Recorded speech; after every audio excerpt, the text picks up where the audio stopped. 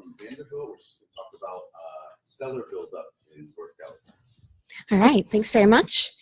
Yeah, so I'm going to talk a little bit about the balance between spheroids and disks going down into the dwarf regime.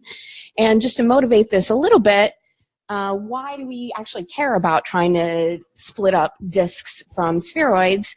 Well, it's because in a very simplistic kind of way, at least, we think those structures represent some different physics, right? So we think that disks are generally formed in situ from gas, where spheroids are often formed from accumulating stars that have been previously formed elsewhere. And then basically knowing a little bit about where those different structures occur should tell us something about where those different physics occur. And the very high level hope here is that that gives us some information about how well our formation models do in reproducing the actual galactic formation physics that we observe in the universe. So how are we going to approach that? So first I'm going to talk a little bit about a project where we were constraining the redshift 0 spheroid and disk mass budget, and then as a function of both galaxy mass and environment.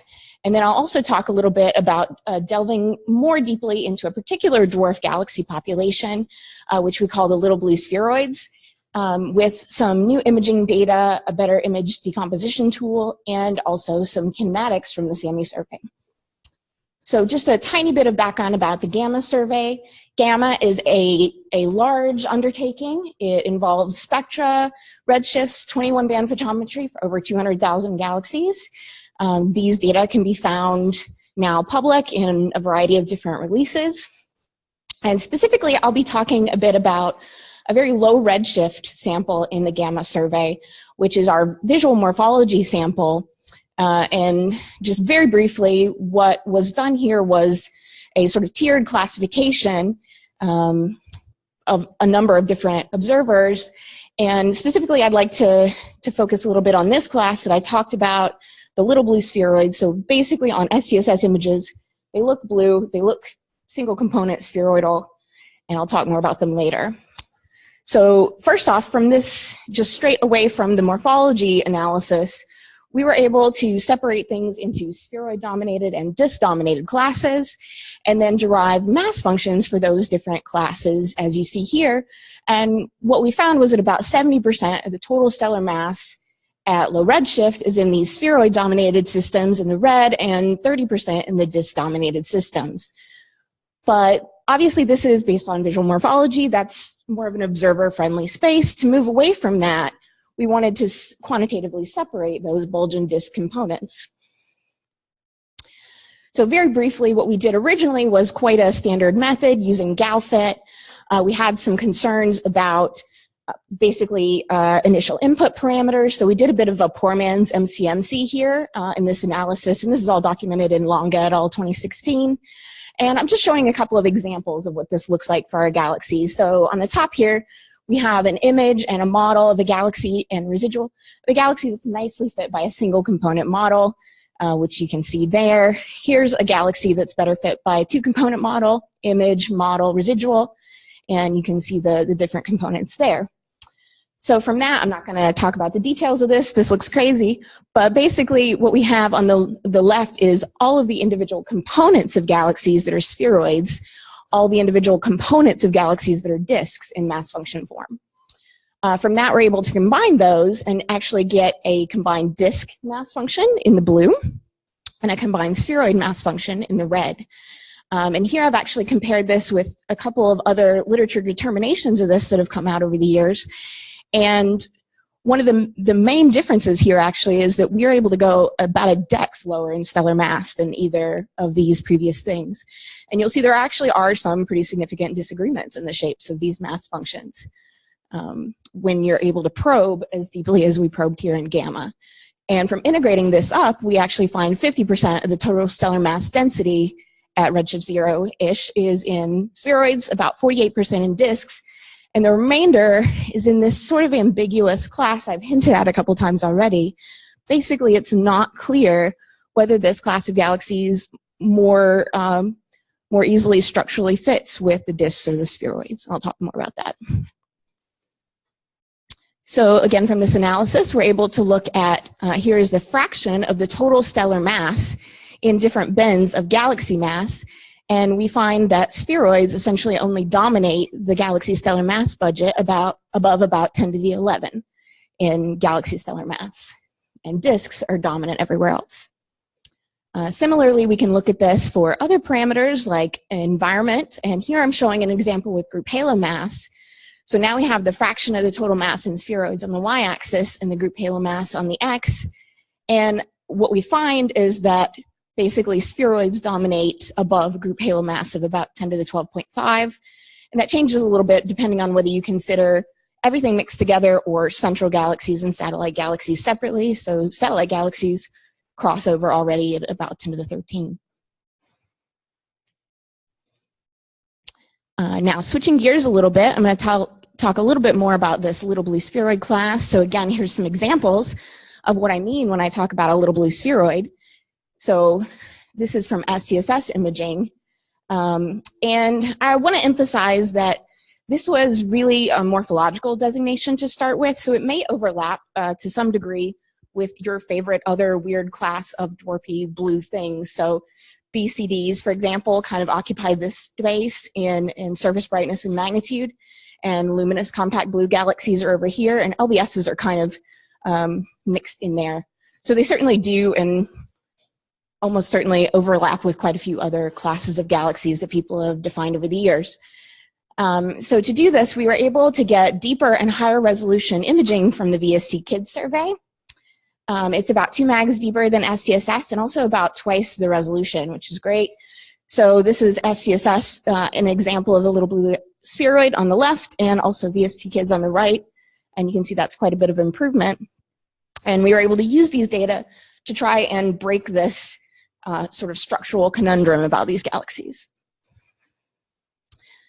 And another tool that we actually developed is called Moffett, which is a flexible open source model fitting code, and it fits all the various kind of standard galaxy models similar to GalFit, but you can use any optimization routine you want effectively.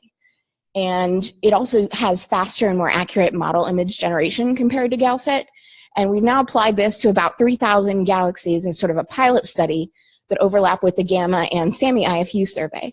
And this is an example of a galaxy up here that has been fit. Again, data, model, and residual. And one of the really nice things that we get out of Moffett is because we can use MCMC methods, we can actually fully sample the posterior probability distribution of all our different fit parameters. You can't really read these, but basically this is our whole set of fit parameters for a given galaxy, and we can actually get reasonable error bars for these parameters. And this is a publicly available code, and you're perfectly free to go and play with it if you like. Now, some results from this analysis. So now here on the y-axis, we have the actual ratios that we derive, along with the stellar mass of the different populations. And here in blue, we have our little blue spheroid distribution. Red is the ellipticals, and the sort of cyan, or the turquoise is the spirals. And basically what you see is the axial ratios are, in general, more similar to ellipticals still, although you can actually see that at low mass, the spirals have quite a bit of range in their axial ratios as well. Some of them are much more round than others. We also find that the little blue spheroids are a composite population.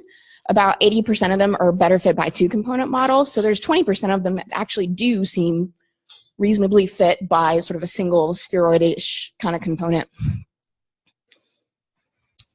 Now we can look again comparing to the properties of other low mass early types. We have the Sursic index distribution of the different populations.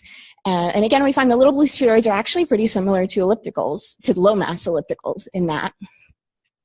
Whereas if we look at the star formation properties, the little blue spheroids are actually quite similar to the star formation properties of spirals. So again, kind of combining two populations. Now, we're able to bring in some more information into this at this stage. So some of these galaxies overlap with the SAMI IFU first data release that has just recently happened. So now we're actually able to look at the kinematics of these galaxies. And so here's an example. So here's an example of one of the SAMI IFU maps that we are able to get for these galaxies. And here on this plot, we're showing the velocity dispersion on the y-axis and the rotational velocity on the x-axis for a number of different types of SAMI galaxies from Bassett et al. 2017 here. And now we're able to overlay our little blue spheroid galaxies on this plot. And what we find is that they're basically all within this selection region that has been used in SAMI to basically find rotation-dominated galaxies. So essentially all of our little blue spheroids by this metric appear to be rotating. So we can try to make that a little more stringent too. In this space, we have V over sigma versus ellipticity. And here with this line, we effectively have a theoretical expectation for objects that are rotating and they're flattened by their rotation. So when our little blue spheroids lie above this line, as most of them do, we basically expect that they have some significant rotational support. And so here we actually find that all but one of them actually do have significant rotational support. And at this point, I'd like to sort of bring back this consideration of dwarfs to some other dwarfs that you might be more familiar with. So I'm going to make this comparison to some local dwarfs as well. So Wheeler et al. 2017 provided this nice compilation of this sort of same space here with both observed and simulated local dwarf galaxies. And so you can immediately see the difference between this sort of dwarf population and this local dwarf population, and that so many more of these are sort of rotation dominated compared to what we see in the local dwarfs. And certainly it's true that the mass ranges of these dwarfs are very different from the local dwarfs, but I think it's interesting to think about where this sort of transition in dynamics occurs. So from the sort of large scale IFU surveys perspective, we aren't really probing yet the same mass ranges that actually match up with what we can probe in local dwarfs.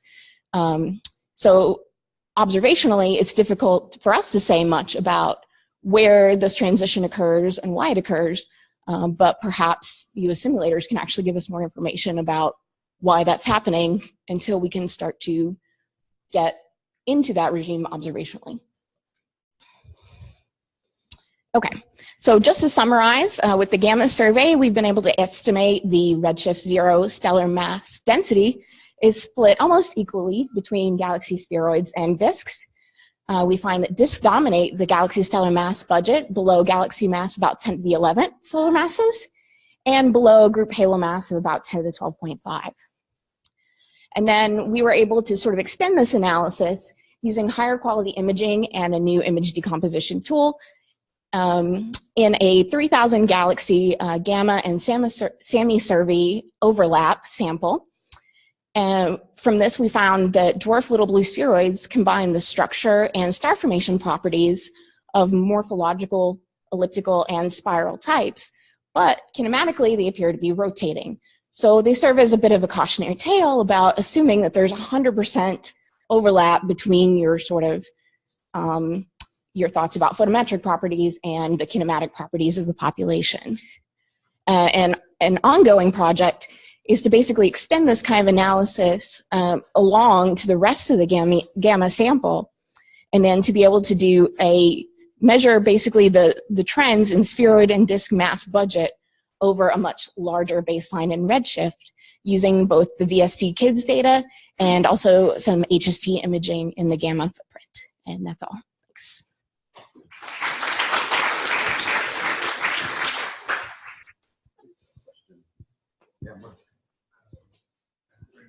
Thank you. I have a question, two questions. Sure.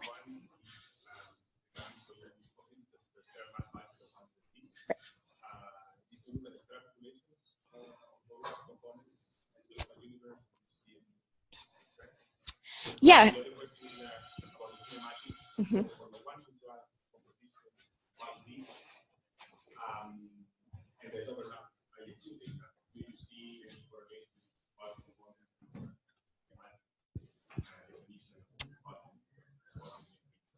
Right, yes. Okay, so the first part, as far as the stellar populations, we weren't really able to do a lot with that in this analysis. So basically, this was a single band decomposition. So yeah, it makes it difficult to really compare, to separate the different components and say this is the color of this component and the stellar population of this component. That's right. We're assuming constant mass to light ratio in this. And that's actually something that we'd like to do better in the future. So when I'm talking about extending this to the rest of Gamma, we're actually looking at doing this in multi-bands using this same piece of software because it's basically a lot faster to do decompositions than it was with GalFit. And the second part of your question is also kind of an ongoing bigger project, is to figure out, you know, to what degree you can actually make that mapping between the photometric properties and the kinematic properties with SAMI, and that's definitely ongoing. Yes, Coral.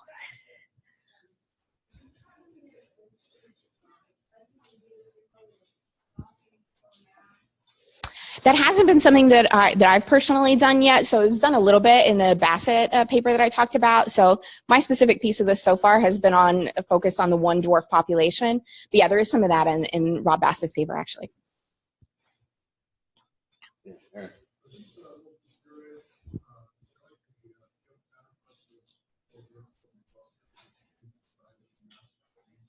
They're a bit bigger. They're a bit bigger in mass generally than dwarf ellipticals.